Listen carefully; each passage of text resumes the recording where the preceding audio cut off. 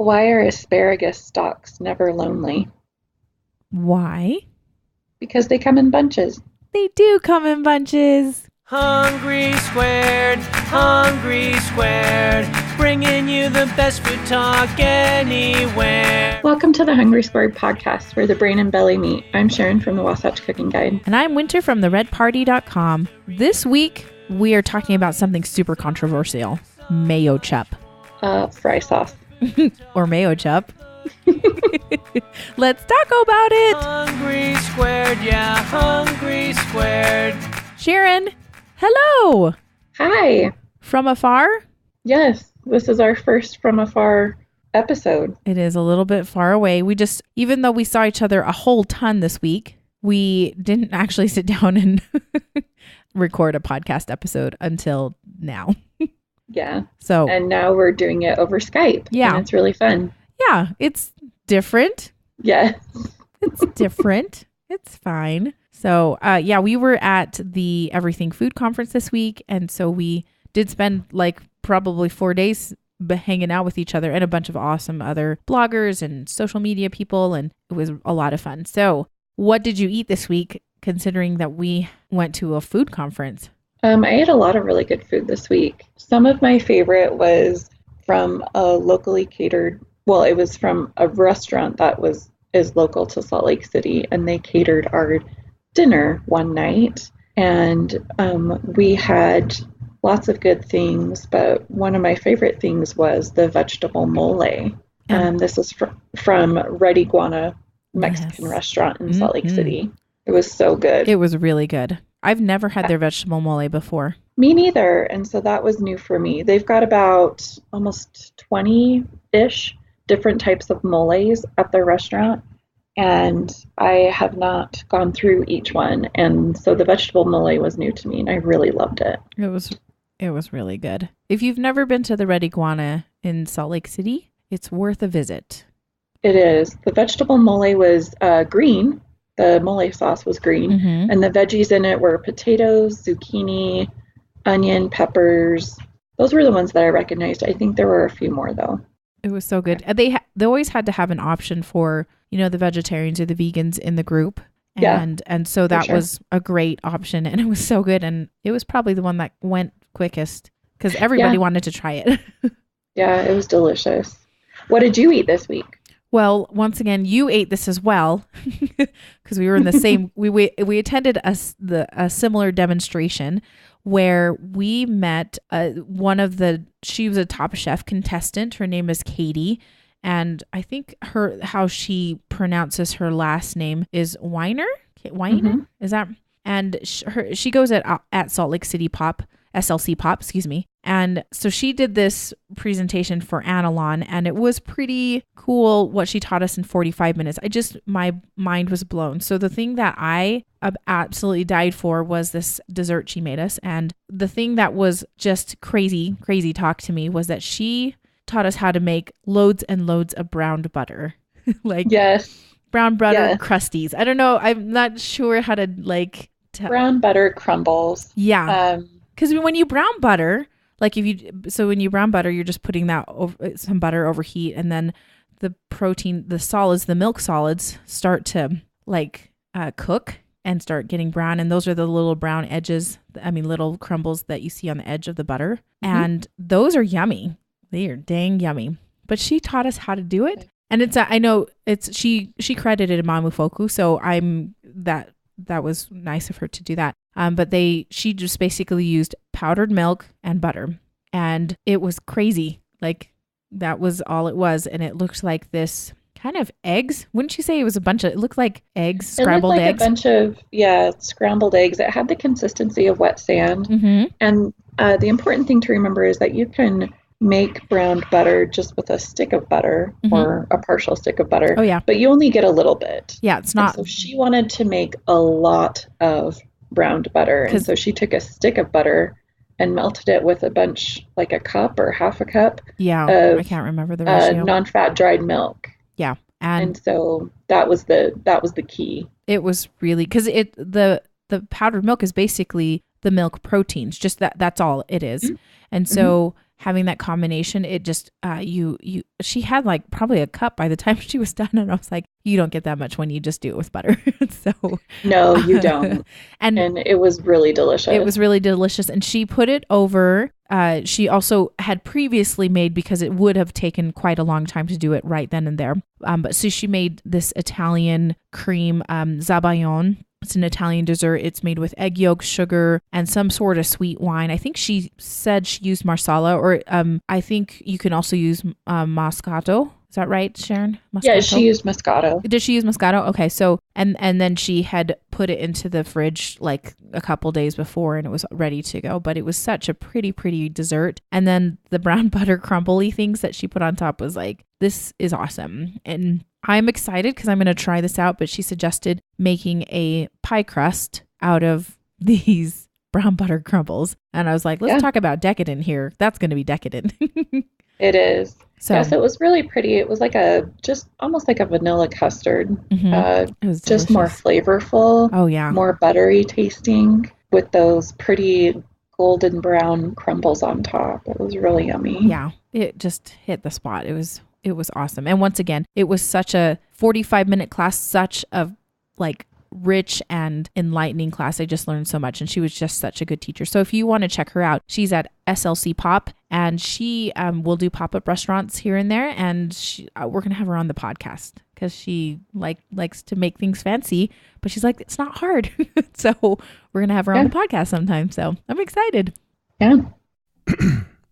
And now for the main course. Okay, let's get down to our topic at hand, which is fry sauce. Fry sauce. Okay, but let's really clarify. This is going to be a mini-sode just because we, once again, didn't have very much time to record this week, hence the distance. But fry sauce was kind of a controversy, actually, at Everything Food Conference.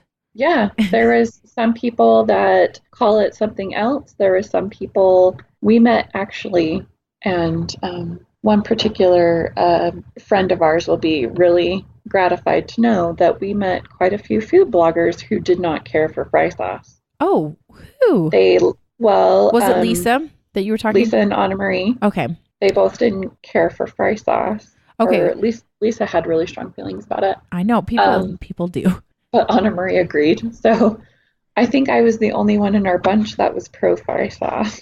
Yeah, I love fry sauce too. I do love ketchup. Don't get me wrong. Like I'll eat fries with ketchup. I think the reason why I'm not totally sure. So I'm going to shout out really fast. So Lisa Wilk at tastecooksip.com, and then Anna Marie at Beauty and the Beats. And I'll put links in the show notes for them because we basically hung out with them the whole week, and they have been dear friends. We met them. We met Anna Marie, 2 years ago, Sharon?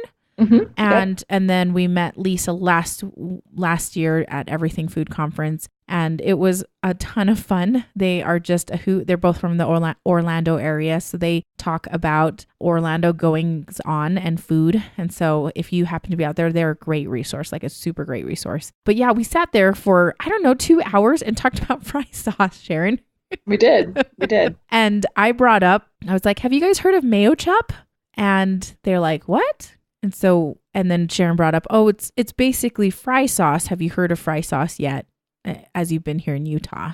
And I think they had, because they had traveled from Moab. Is that right? Right. Mm-hmm. And they stopped at a restaurant in the middle of Podunk, Utah, and they gave them fry sauce. And I think they were more slightly offended that they did not get ketchup. Yes, they wanted ketchup because I think they were really only offered fry sauce. Yeah.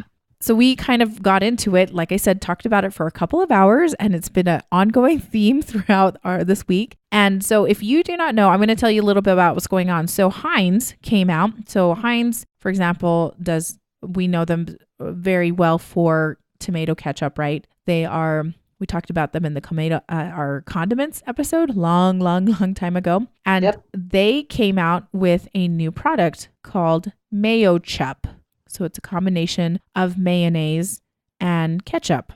Which I think they could have named a little bit better. Yeah. I mean, it's obvious what it is, but it's just such a terrible name. It's really a terrible name. So they tweeted, I believe they tweeted in April, middle of April, and they said, want Hashtag MayoChup in stores. 500,000 votes for yes, and we'll release it to you saucy Americans. So I'm going to not tell you what happened at the polls, but let's talk about what we know MayoChup to be, Sharon. What's the outcome? No, I'm going to tell you at the end. Oh, spoiler. It's a teaser. I know. So fry sauce, the iteration of fry sauce started in Utah back in 1924. There was a man named Don Carlos Edwards, and he put up a small refreshment stand during a Pioneer Day celebration. And Pioneer Day is a state holiday in Utah. I think we've mentioned that a couple of times. Yep, 24th of July. Yep, and it's the founding of the statehood of Utah. So like 1847, I think, July 24th, 1847. Mm-hmm. And so he put up this small refreshment stand during Pioneer Day celebration, and it was quite popular. And he didn't know it back then, but that was the beginning of fairly large fast food chain. So by about 1941, so 20 years-ish later, his little stand evolved into Don Carlos's barbecue in Salt Lake City. Yep. And then 9 years later, he opened a second restaurant in Salt Lake, which he called Arctic Circle. And that was the beginning of the Arctic Circle fast food restaurant chain, which covers 7 states in the western U.S. And they are still here today. Yep. Mm-hmm. Still going strong. About 1/3 of Arctic Circles are company owned, and 2/3 are actually franchisees. And then the new restaurant featured lots of different original family recipes, and they were unique to them. And then after about 1950, it got really popular, and people came for the ranch burgers, which it looks like a Big Mac, except they put ranch dressing on it. We love our ranch dressing in Utah as well. Yes, it's quite popular. And the second most popular item was called a brown topper, which is basically a chocolate dipped ice cream cone. But one of the things that was unique to Arctic Circle, this original family recipe, was, remember, Don Carlos started as a barbecue joint, and he had white sauce. And what he did was he combined the white sauce, barbecue sauce, and we'll probably go into that a little more in depth. If we've touched on it, I think, but we haven't really gone into depth on white sauce yet. Mm-hmm. But he combined white sauce and ketchup and came up with something that he called fry sauce. But originally it wasn't called fry sauce. It was called, I think he just called it pink sauce. Oh, okay. And they put it on a lot of their burgers and stuff like that. But then he dipped it in fries, and from there on out, he just thought that tasted the best. And so that was the birth of fry sauce as we know it. And so that's why it's so popular in Utah, is because the fry sauce, kind of that name originated here, and people have grown up on it. A lot of people in Utah have just grown up on that, and that's what they've come to expect. And that's what you get in a lot of restaurants, especially a lot of restaurants that are local to Utah. They will frequently only serve you fry sauce instead of ketchup with your fries. There is one diner chain here in Utah called Dee's Restaurants, and they have ketchup at the table, at every table. And anytime you order fries, they will give you fry sauce and ranch dressing. Oh, ranch dressing? Yeah. Pretty cool. Yeah. So, I didn't know that. Yeah, that's our family's favorite diner to go to is Dee's. It's kind of close by. I was like, there's not that many Dee's around anymore. And so that's why I was like. Yeah, it used to be more prolific, I guess. There used to be more locations. Mm-hmm. There's fewer locations now, but we happen to have one close by. Gotcha. Yeah, it is. Fry sauces, and people get really, I don't know how I would put it, maybe offended. Utahns get kind of offended when people say, claim that fry sauce came from other places or whatever. Yeah. But they're like, no, this is a Utah thing. This is a Utah thing. Yeah. Well, Arctic Circle themselves goes through about 50,000 gallons of sauce annually. That's a lot. And they're only in 7 states. Yeah. So that's It's pretty impressive. And yeah, and these are those self-service pumps that they have in their dining rooms, and they go through about 2 gallons a day on average, but they also sell it bottled from their Oh, restaurant. So you can actually go into an Arctic Circle and buy a bottle of their fry sauce. yep. It's not popular. And obviously you can make it on your own. Sharon, do you know what the combination is by any chance? Like, So I've heard a couple of different things. yeah. I've heard it's a straight ratio of half and half, Mm-hmm. half ketchup, half mayonnaise, and then they put in a little bit of spices like paprika and some other things. Mm-hmm. And I've heard some people just do 2/3 ketchup, 1/3 mayonnaise, and I've heard the reverse of that too. I have too. Yeah. So I think it just depends on your Depends. taste, right? I Mhm. honestly think so as well. I just wanted to make sure people knew that there's no hard fast rule. I'm sure Arctic Circle has their secret recipe. They do, and because they sell it, they don't really give out their recipe. Yeah. So But if you call them, if you are in a state that doesn't have a location and you call their corporate office, they may give you that recipe. what? Yeah. I want to try that. I need friends to try that for us. Or arrange for you to be sent some fry sauce. I wouldn't mind having some fry sauce sent to me either. That would be kind of cool if I was from out of state. Yeah. I have, so this is not actually an unpopular combination in other places in the world, No, actually. it's And not. people are certain groups of people are like, no, this is something that we have had for a long time. So I really liked this particular story about one gentleman. And this was back in the mid 1920s, and they call it salsa golf. And this was kind of probably, I guess, legend has it that there was a biochemist and physician, and he actually received the prize in chemistry in 1970. His name is Luis Federico Leloir. Oh, I don't think I said that wrong. I said that right. Leloir. And he stumbled upon this particular version of fry sauce while he was on vacation in eastern Argentina. And so he was there at this little spot, this golf course in Mar del Plata, and they brought him his shellfish, and he didn't want to just eat it with mayo.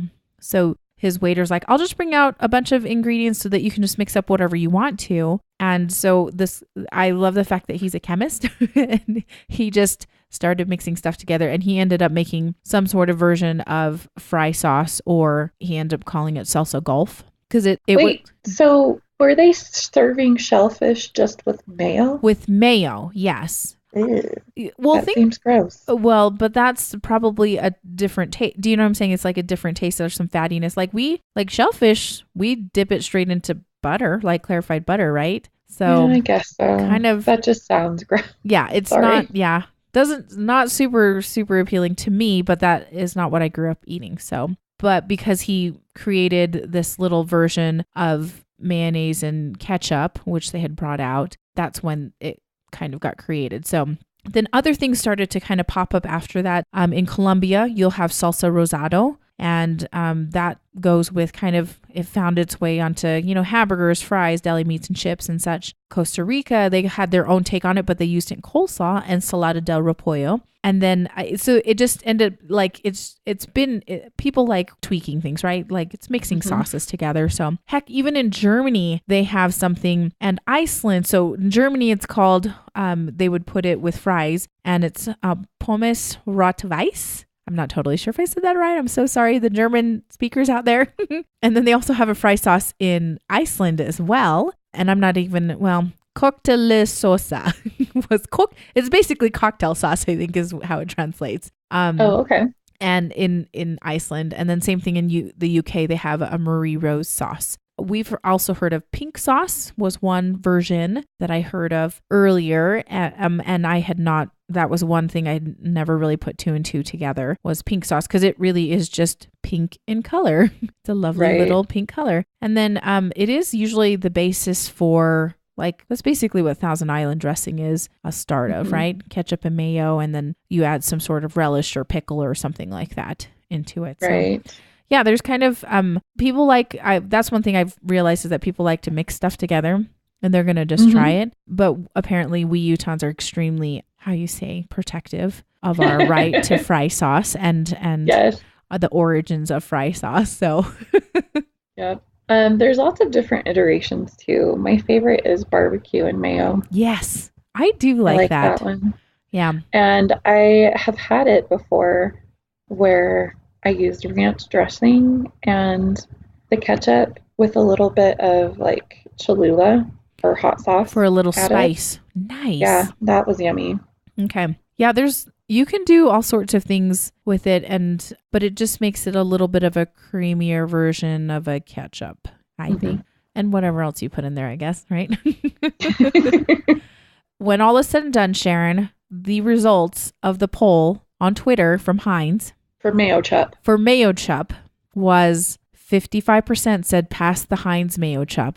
So it is coming. This condiment is coming to America in a packaged form. And 45% said, nah, I'll make my own, because enough people were like, I know how to make it. I can get it down the street or whatever it happens to be. Apparently Utah will maybe not be a market for that, because we can get our fry sauce other places. So yeah.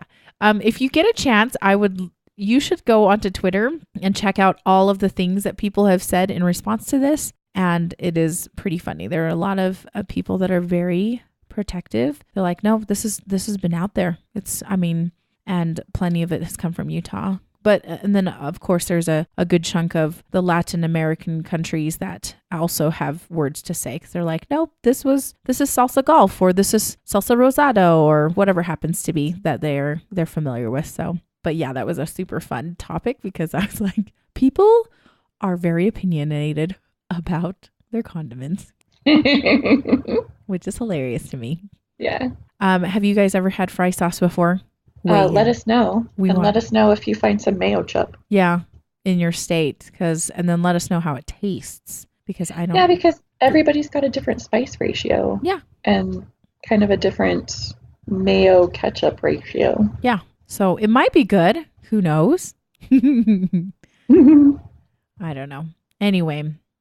Well, thanks for joining us today for our show. You can find us at hungrysquared.com, on iTunes, Stitcher, Google Play Music, and now on Spotify. Awesome. Hey, you guys, welcome to all the people that are new to the podcast. I think we met a lot of people this week that maybe didn't know about our podcast. So welcome. Thanks for coming. Hit subscribe on Apple Podcasts or wherever, Google Play Music, Spotify, wherever you happen to find us. We love it when people listen in and subscribe and share our podcast. It's so fun to geek out on these kind of things. So, well, join us next week for our next episode of Food Nerdery. I love you. Bye. Bye. Hungry squared, yeah, hungry